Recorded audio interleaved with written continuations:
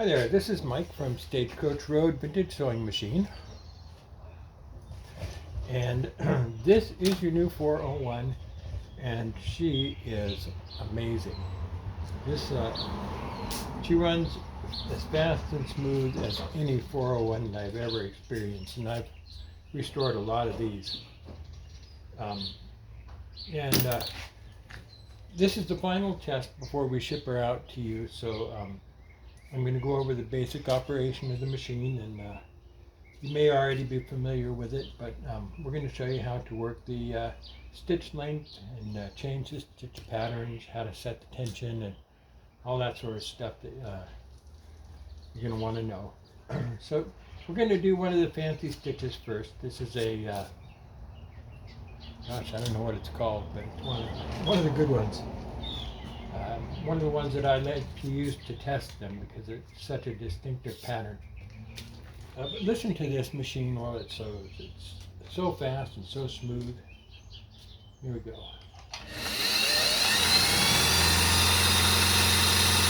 Smooth as butter. And the pattern's probably too small for you to see, but it's just beautiful. I'll give you a little close-up on that. These were some tests I was doing earlier, but this bottom one here is the one that we just sewed. And let's see. Yeah, there you go. Now you can see it.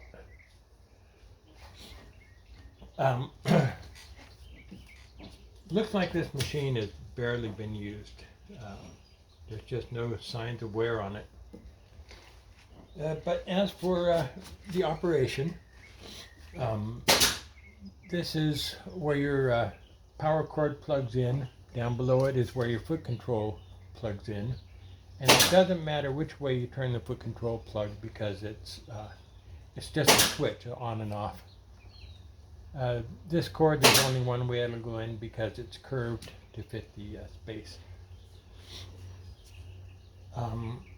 This is your stitch length. That regulates how long or how short, how close together your stitches are. And usually about 12 stitches per inch is average for, regular material, regular thread. A little more, a little less, depending on what you're sewing. If you sew up here in the fine area, which I went just to the edge of to make this pattern, but the closer you get to into the fine area, you may need a special sewing foot called a satin stitch foot. It's got a little channel on the bottom that allows the slightly taller stitch pattern to go through. It builds up a little bit higher the closer together the stitches are. So remember that if you're going to sew really close, get a satin stitch foot. Otherwise, you can it can bind up under the sewing foot, and the fabric stops moving and makes a big wad of thread under the throat plate. It's a pain in the neck that you have to stop and cut out. You don't want to do that. So unless you're using a satin stitch foot, be careful about getting into the fine area. As you go down with this lever, the further down you go, the longer your stitches get, until at the very bottom are your longest stitches. And from the fine area going upwards, your stitches get longer and longer and longer, except in reverse. So it's forward and reverse. So we're going to leave it on about 12. This is your needle position. Oh, no, it's not. It's your stitch length.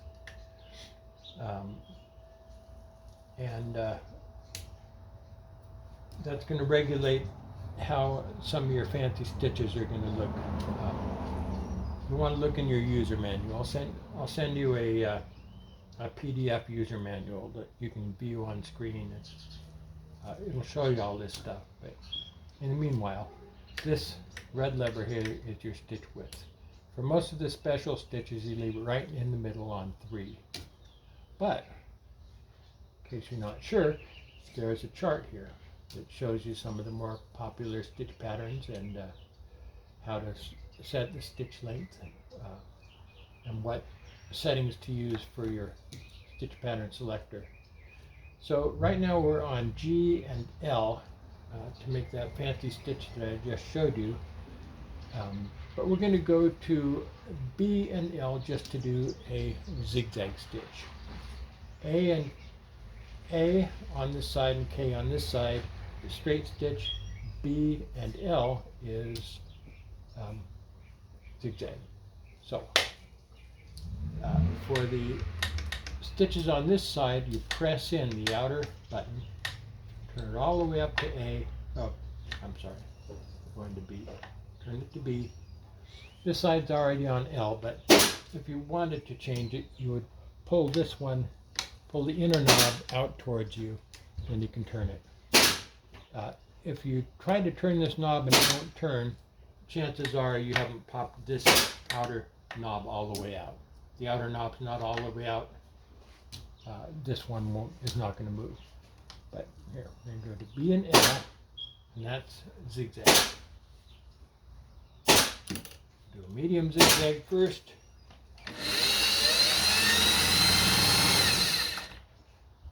And then do a little bit wider zigzag. I'm going to take the red lever all the way over to 5.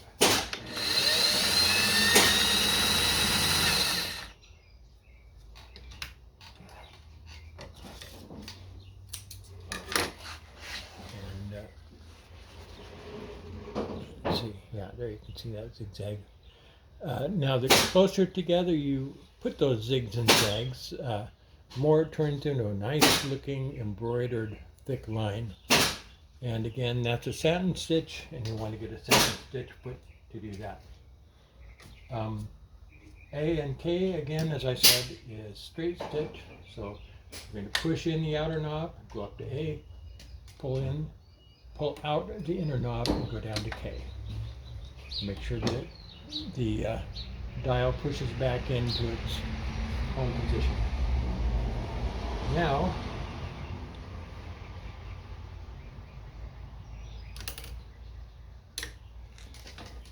do a straight stitch. And you don't always have to go fast either. I'm just kind of showing off how cool the machine is. Got a very sensitive foot control, so you can go as slow and careful, for fine details if you want to, or you can go fast on those long seams. This dial here is your upper thread tension, and the upper thread tension is what pulls each stitch up tight. If you find you're getting loopy stitches on the bottom, it means that you don't have enough upper tension, and you need to check, make sure that your thread path is correct and that you have the dial set at an appropriate number.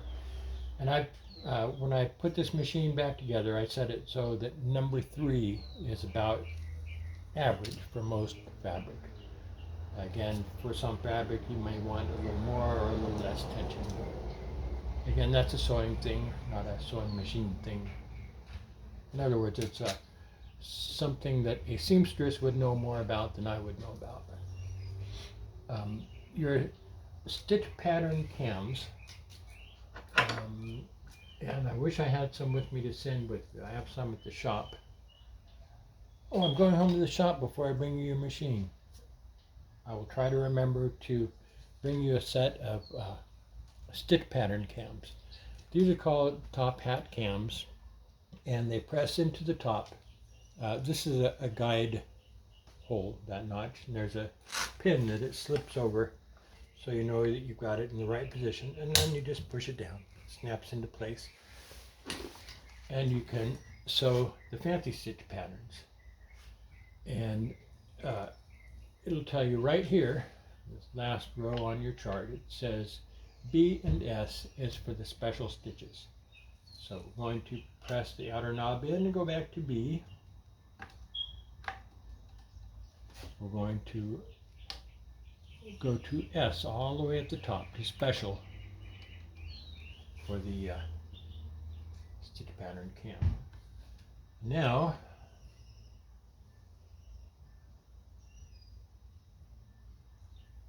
it doesn't say what stitch width to use, but I would say 2 would be a good place to start, and then you can mess around with it from there and see what you like best. I'm going to go into the fine area for that. And I didn't look to see what kind of a pattern we've been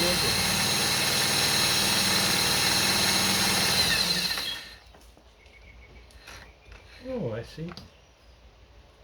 Just kind of a little decorative wedges, I guess.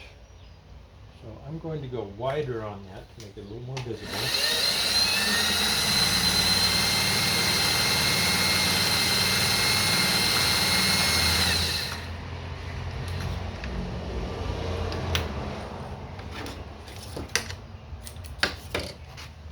And this is the pattern that we sewed with that special disc. This one here. And if you had a satin stitch foot, you could make those each stitch a little bit closer together, and it would be really pretty. Which reminds me, I'll look for a satin stitch foot at home. That'd be a nice thing to send along. To thread, to wind a bobbin. Let's see, I must have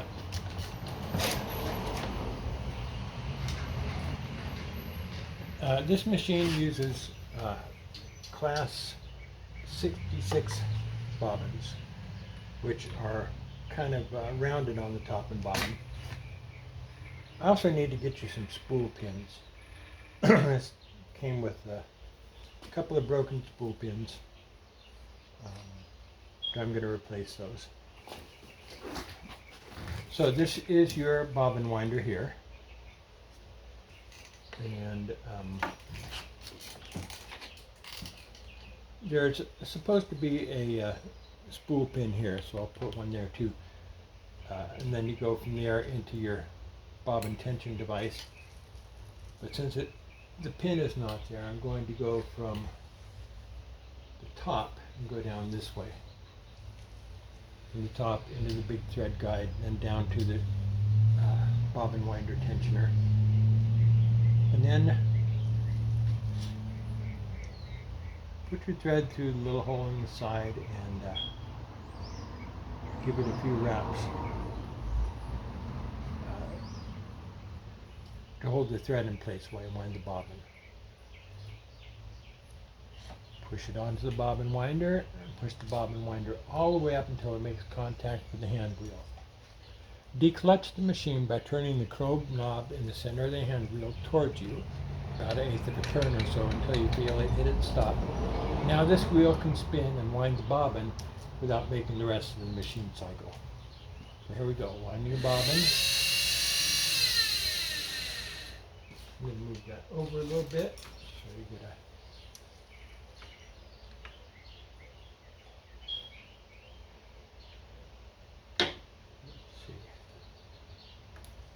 so you get a more even wind on your bobbin. Yeah, that's better. Okay. So that's how you wind a bobbin, and once your bobbin is one spool.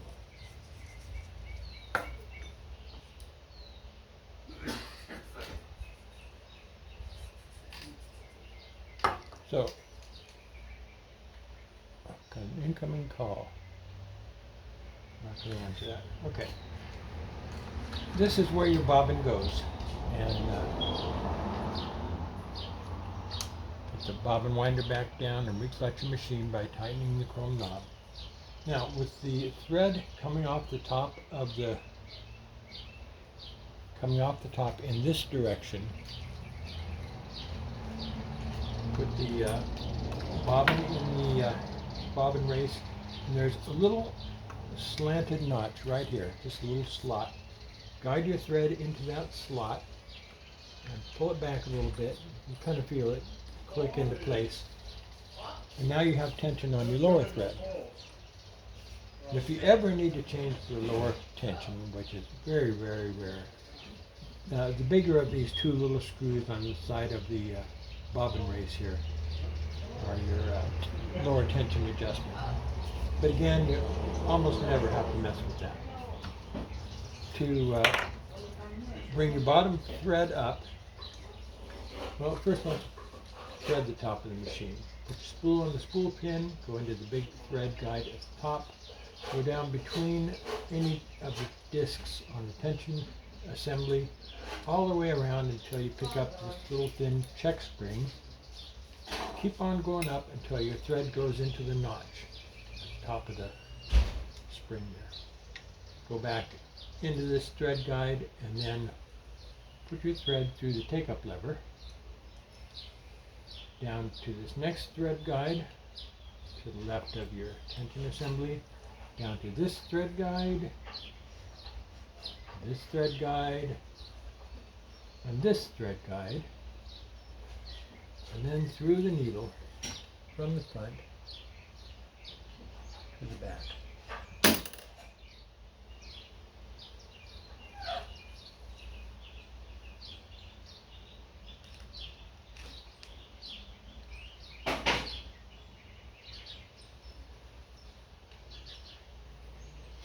Then, holding your needle thread loosely, turn the hand wheel towards you one full revolution, and the needle will take the thread down, or the hook will pick it up and wrap it around the bobbin and bring up your lower thread. So one full revolution, and there's your bottom thread. Put your thread between the toes of the presser foot towards the back of the machine, and you're ready to sew.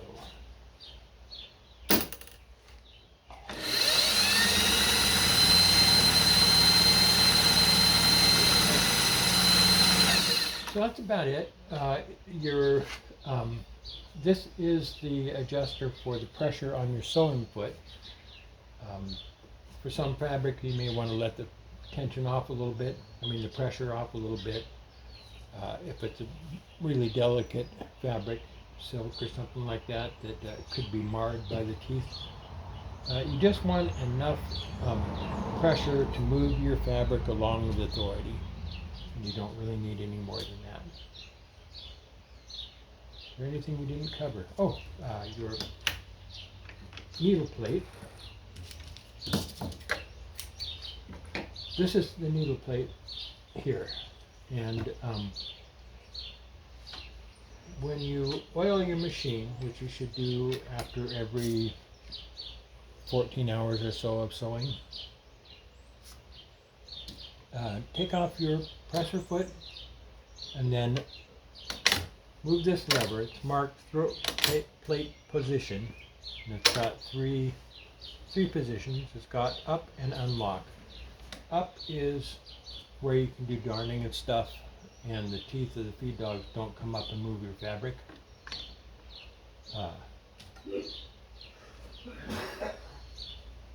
Instead of dropping the feed like some machines do, this one raises the plate instead so that your fabric is up above the teeth.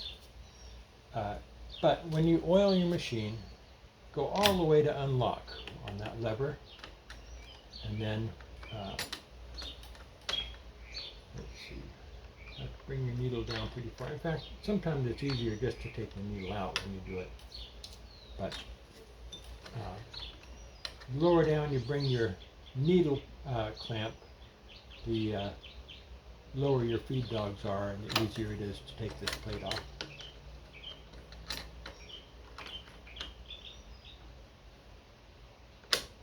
Alright, and it's usually not a pain in the neck. There we go. So when you oil your machine, take this plate off and brush and vacuum out all the dirt and lint around your feed dogs, because that stuff is abrasive and you don't need it in there.